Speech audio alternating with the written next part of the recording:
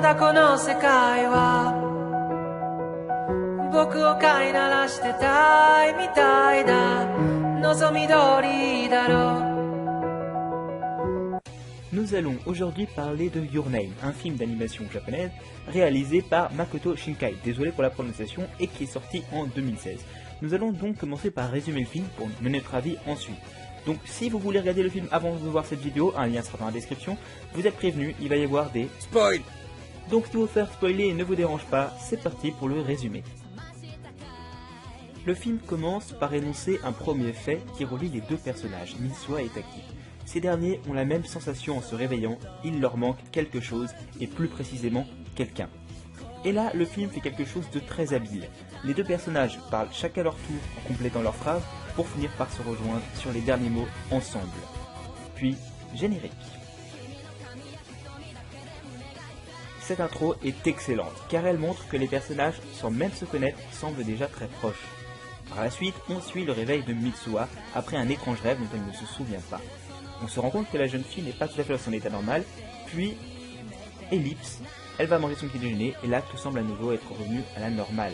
Sa famille lui fait juste remarquer qu'elle semble aller mieux que la veille, ce qui intrigue un petit peu notre héroïne. Cette partie donne également les informations de base sur la famille de Mitsuha qui vit dans une petite ville de campagne. On découvre sa famille, ses amis dans une routine quotidienne, et sa famille est représentée comme extrêmement traditionnelle, à l'exception de son père qui a été mis à l'écart de la famille. Plus la journée avance, plus on comprend que la veille, il s'est passé quelque chose d'étrange, même si l'héroïne ne semble pas s'en souvenir. Et on découvre également la dévorante envie de la jeune fille de quitter sa campagne pour aller vivre en ville. Dans cette partie, on retrouve Mitsuha dans le corps de Taki qui découvre Tokyo. On peut voir qu'elle est perdue, elle comprend pas trop ce qu'elle fait là, elle va même jusqu'à dire que c'est un rêve à plusieurs reprises. Durant cette journée, on observe qu'elle découvre aussi le corps de Taki, et du coup de la vie de Taki, elle va au lycée Tokyo. On peut noter qu'elle oublie son déjeuner, qu'elle oublie d'aller au boulot, et qu'une fois là-bas, elle a beaucoup de mal car elle y connaît rien du tout, et sans faire exprès, elle se rapproche de la senpai dont Taki est amoureux. Elle réussit même à la raccompagner chez elle, ce qui le lendemain perturbe Taki. Et pour savoir qui est cette personne en fait, Taki, Mitsuha va écrire sur la main de Taki qui es-tu. Dans cette partie, c'est au tour de Taki de comprendre que quelque chose cloche. Déjà parce que Mitsuha lui a laissé d'étranges messages, mais aussi parce qu'il ne se souvient pas de sa journée d'hier. On assiste ensuite aux premières tentatives de dialogue entre les deux personnages qui échangent leur corps, ainsi qu'aux premières conséquences sur leur vie. À ce moment, les deux personnages ont à peu près compris ce qu'il se passe, qu'ils échangent de corps pendant la nuit. Et là, on assiste à un moment en musique où on voit le déroulement de leur vie pendant les échanges et la mise en place de règles pour ne pas nuire à l'autre. Finalement, alors qu'il est dans le corps de Mitsuha, Taki se rendra dans un sanctuaire qui va changer sa vision du monde à jamais. Dans cette partie, on peut voir Taki qui commence à dessiner le paysage de là où vivait Mitsuha. Car il n'a plus de nouvelles de cette dernière, peu de temps après, il décide de partir à sa recherche avec comme simple indication le dessin qu'il a fait. Il cherche pendant un long moment jusqu'à ce qu'il soit prêt à renoncer, il commence à faire demi-tour. Puis pendant qu'il fait demi-tour avec sa senpai qui travaille dans notre restaurant et un de ses amis, il va un petit restaurant où il rencontre le chef et sa femme et qu'ils apprennent que la ville de Mitsuha a été rasée il y a 3 ans par une météorite. Elle s'est écrasée pile là où les gens faisaient une fête. Il apprend que Mitsuha est morte il y a 3 ans avec un tiers de son village. Clap de fin. Taki se décide à retourner au sanctuaire qu'il a vu dans la peau de Mitsuha pour chercher des réponses. Une fois là-bas, il voit les offrandes qu'a laissées Mitsuha plusieurs années auparavant, à savoir un saké qu'elle a fait à partir de sa propre salive. Cela a pour effet de lui faire voir des scènes très étranges du passé de Mitsuha avant de le faire retourner à nouveau dans son corps plusieurs années auparavant, juste avant la chute du météore. Bien décidé à sauver tout le monde, Taki va mettre au point un plan avec l'aide des amis de Mitsuha. Malheureusement, il va se heurter au père de cette dernière qui refuse de l'aider. Taki se rend alors à nouveau au sanctuaire pour retrouver Mitsuha qui occupe son corps et pouvoir la voir pour la première fois, ce qui nous mène à une scène qui est l'une des plus belles du film. Mais alors qu'ils parlent, le temps les sépare à nouveau et recommence à effacer leurs souvenirs. Mitsuha reprend son corps et continue le plan amorcé par Taki pour pouvoir sauver les habitants de la ville. Malheureusement, le plan échoue et tout semble perdu alors que leurs souvenirs l'un de l'autre s'effacent. Finalement, dans la dernière partie du film, on retrouve Taki, bien plus tard, qui cherche un emploi. Il semble avoir tout oublié de Mitsuha, mais il a néanmoins gardé cette impression que quelque chose lui manque.